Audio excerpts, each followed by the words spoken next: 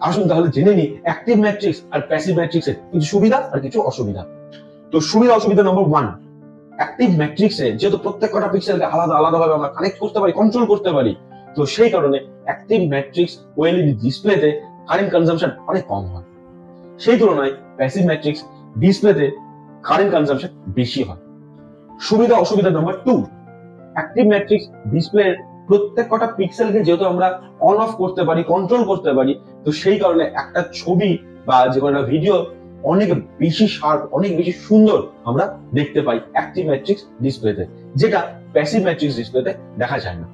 তো শুধু কি অ্যাক্টিভ ম্যাট্রিক্স ডিসপ্লের সুবিধাই বলে যাব আর প্যাসিভ ম্যাট্রিক্স এর অসুবিধা বলে যাব, তা তো নয়। তো সুবিধা অসুবিধা নাম্বার 3, অ্যাক্টিভ ম্যাট্রিক্স ডিসপ্লের কস্ট অনেক বেশি, মানে ডিসপ্লেটি ভেঙে গেলে বা নষ্ট হয়ে গেলে এটি সারাতে বা চেঞ্জ করতে বেশ কিছু টাকা খরচা করতে হয়। সেই তুলনায় প্যাসিভ ম্যাট্রিক্স ডিসপ্লের খরচ তুলনামূলক কম। সুবিধা অসুবিধা নাম্বার 4, প্যাসিভ ম্যাট্রিক্স ডিসপ্লের ছবি হ্যাঁ অ্যাক্টিভ ম্যাট্রিক্স এর মতন অত ভালো না হলেও এলসিডি বা এলইডি ডিসপ্লে থেকে অনেক গুণ ভালো। তো এইরকম টেক ভিডিও আরো দেখার জন্য সাবস্ক্রাইব করুন আমাদের ব্রেন আনলক চ্যানেল।